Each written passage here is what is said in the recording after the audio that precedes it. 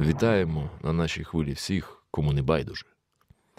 Ви помічали, кожному з нас, так чи інакше, періодично хочеться притулитися до якоїсь своєї зграї, до натовпу, аби бути так, як всі, та робити так, як всі. Однаковий одяг, однакова музика, однакові думки і мільйони прожитих життів, що нічим не відрізняються одне від одного. Так простіше, так легше. Ми відчуваємо в цьому необхідність, знаходимо якийсь спокій, набуваємо такої необхідної впевненості. Але є певний відсоток несхожих на інших, хто рішуче виходить із загальної маси, ламаючи добре знайомі нам прагнення, намагаючись їх ті самі людські маси трансформувати, відчуваючи при цьому за них навіть відповідальність. 2014 рік проявив вас. Ви впевнено заявили про себе. Цього разу все це про вас і для вас. Саня, давай.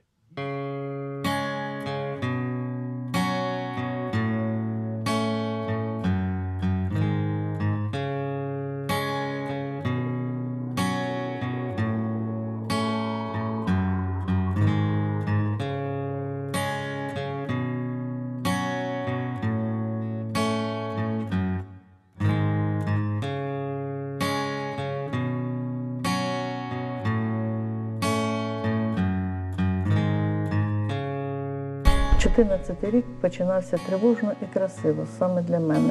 І це вже зрозуміло було, що полум'я Майдану, воно повинно розійтися. Харьковский конфликт можно мирно решить. Я пытался обращаться к одним, ко вторым, к третьим. Я не рассматриваю, что вот эта сторона плохая, а это хорошая. И там люди напортачат. У Путина есть идея собирания земель русских. Эта идея звучит хорошо, но у украинцев, они не хотят быть в составе земель русских, они хотят быть независимой какой-то своим сообществом жить. Люди, які досягли чогось в житті, там, знаєте, там, ті ж підприємці, ті ж правоохоронці, нормальні, такі більш-менш середні прослої суспільства, то вони відчувають себе українцями. Простий лютий, він все-таки більше до Росії відчуває. У вухах грають улюблені лише тобі. Ти знову вирвала серце. О ні, о ні. А я вдихаю на балконі вогні, вогні.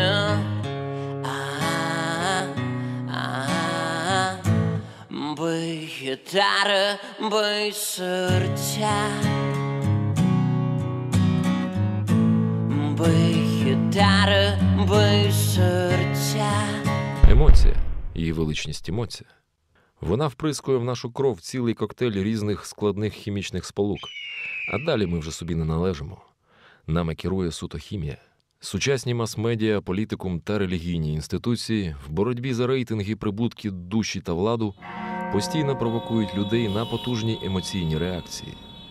Побут зі своїми вселенськими проблемами лише збільшує амплітуду емоційних коливань. Всі від президента країни та народного депутата до місцевого сантехніка знаходяться не в адекваті, навіть якщо їхні емоційні прояви нібито несуть в собі позитивний вектор. Але де тут саме ми, тобто люди розумні? Заради власного збереження ми нарешті повинні навчитися свідомо керувати своїми емоціями, залишаючись при цьому для них такими собі сторонніми спостерігачами. Напевно, тільки тоді ми зможемо претендувати на звання людей розумних. На Донбасі так от якось склалося, що там постійно потрібно доказувати свою силу. Там тільки показуєш слабинку, тебе сразу там розтаптують. Вилізуть на голову сразу. Для нас, для тех людей, которые за, например, путь в Европу, для них европейские ценности – это вот свобода, когда тебе никто не диктует. А для тех людей европейские ценности – это то, что им наговорили российские телепередачи. А я брал камеру, я выходил на площади, я брал интервью. Я преподносил обществу картинку, но я не призывал к убийству, к свержению демократии. Коли людей доводять до зубожіння, що вже особистої відповідальності немає. Ну, убьют так убьют, Господи. Трусы убивают беспокойных людей. Они мешают им спокойно жить. Вони йшли спасати, але для того, щоб спасти, Треба було вбити, чи бути жертвою, чи бути переслідувачем, чи бути тим, хто спасає. Мої герої інші. Та чому вони інші? Чи пов'язана їх надзвичайність з тим, що вони українці? Чи навпаки, національне питання є основною причиною у розв'язанні конфліктів? Яка національна ідея згуртувала такі потужні багатонаціональні держави, як Сполучені Штати Америки, Канаду та Швейцарію? І чи існує вона насправді в сьогоденні, а не є архаїчним проявом недолугості та браком сучасної освіти? Я народився і прожив до 14 років у військовому містечку під Одесою. Беручи приклад з батька, мріяв про кар'єру офіцера. Потім переїзд і 14 років життя у Бандерівському Тернополі. Православний, дружина тернополянка, греко-католичка. Тепер вже 19-й рік у Києві. Нібито українець, але моя ментальність безнадійно спотворена англосаксонською культурною отрутою. Я готовий сприйняти як свого рідного брата навіть огидного прибульця з іншої планети, якщо побачу в його дивному тілі споріднену душу. І мені все одно, яким чином він розмножується, чи як трактує виникнення Всесвіту. Вишиванка, самбрера, кокошник, пончо, кімоно, чалма, тюрбан, ярмулка і тюбітейка – це лише фасад. Головне – хто живе за ним. Вы знаете, вот когда делается опрос населения, то все говорят, что язык – это чепуха. Вот они пишут чепуха, чепуха, чепуха. Как только начинаются выборы, внутри у нас это сидит. Они боятся, что у них, во-первых, что у них заберут русскую культуру. То вони хочуть в складі України, то не в складі України. То постійно різне все, знаєте, така каша, ненависті такої немає. Прощення, певно, теж немає. Мені важко спілкуватися з моїми знайомими із Росії, які говорять, що це діло праве. Такі втрати з обох сторін. Перш за все, це моральні втрати. За яку Україну зараз гинуть люди? Для тих, хто стояв на Майдані, Україна перетворилася на символ волі, гідності, соціальної свободи. Але вони самі до кінця не розуміли, чому це все стало для них таким важливим. Саме слово «Україна» несло в собі прихований символ боротьби за індивідуальність, за права і свободу особистості. Чи розуміли люди, які виходили на Майдан, свою індивідуальну сутність, чи вони просто захищали себе від агресії? Свідоме громадянське суспільство формується, коли спільнота може не лише захищатися, але й творити, тоді як натовп просто об'єднується несвідомим імпульсом захисту від ворога. Врешті-решт, коли ворога було знищено, ядро Майдану розпалося, тому що об'єднання людей відбувалося на безсвідомому рівні. Всі наші первісні прив'язки у власній самоідентифікації до національних, етнічних, релігійних, партійних, професійних та інших архетипів мають саме емоційну природу. Навіть пташенята дикої птиці сприймають ветеринара в якості своєї мами тільки тому, що він був першою живою істотою, яку вони побачили після свого народження. Напевно, лише той, хто позбувся безсвідомої і тотальної залежності від власних емоцій, лише той, хто зрозумів їхню природу, зможе просунутись на шляху власної еволюції із формуванням реальної особистості людини розумної, яка кардинально відрізняється від особи в тваринному її розумінні.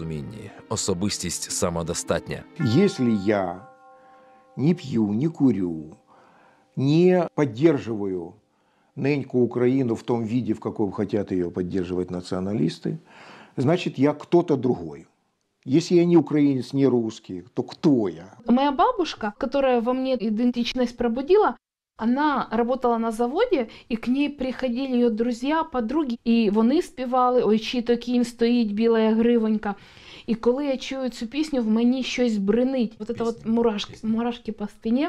І це щось таке просто. Перше це історія від дідушки з бабушкою. Потім відчув, знаєте, так після того, як Україна незалежність здобула.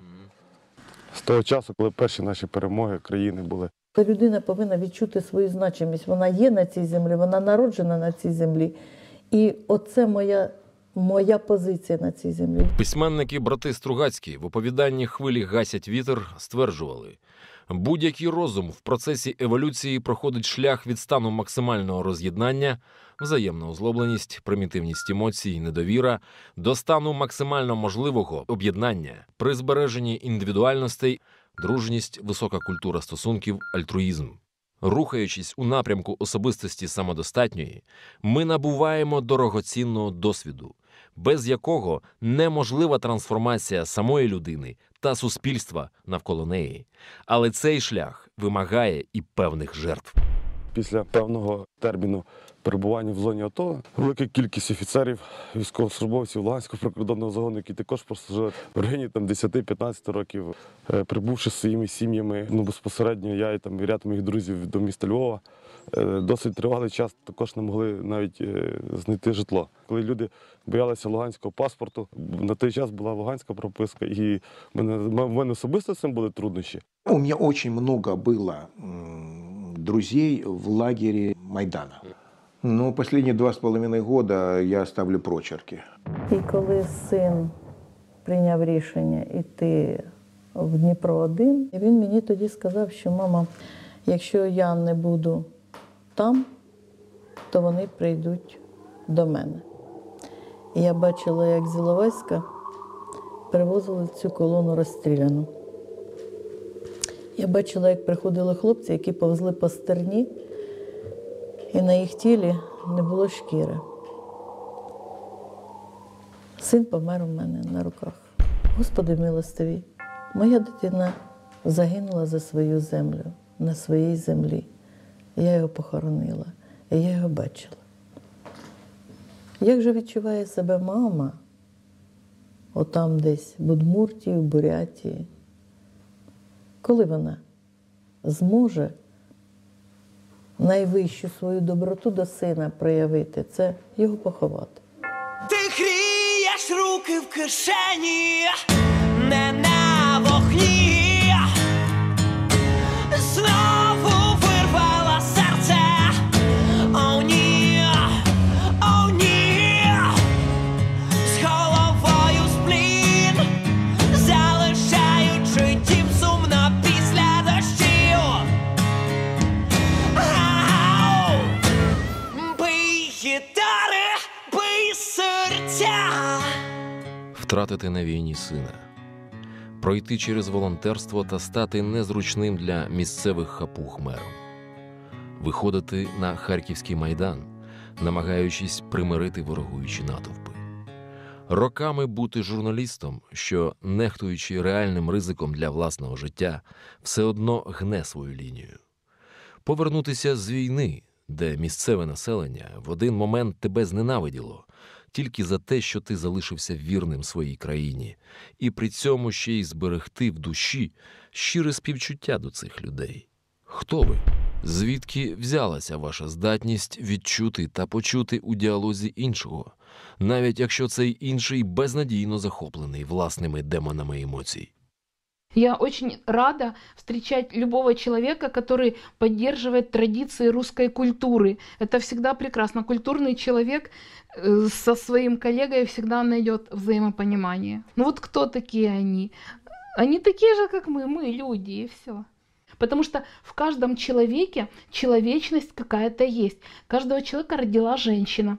Она его ласкала, она его лелеяла. То есть у него что-то есть внутри глубже. Он человек. С любым мировоззрением. Тисячі патріотів, знаю, із Луганська тисячі, їх много.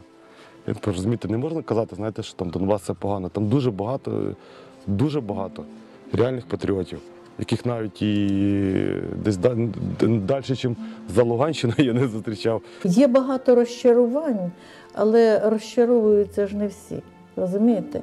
Ну як, розчаровуються ті, які поставили собі за мету і не отримали віддачі. Але ж ми знаємо, роблячи добро, не сподівайся на те, що тебе будуть оцінювати, чи матимеш від цього добро. Ти просто його твори. Елемент місії є у кожному з нас. И я к этому пришел с возрастом. Мне захотелось что-то людям объяснить, что-то людям сказать. Такое появляется желание ближе к старости у людей. Людина не народжується розумною. Вона формується через суспільство, щоб стати особистістю. Виховуючись в здоровому суспільстві, людина живе в стані поваги до всього.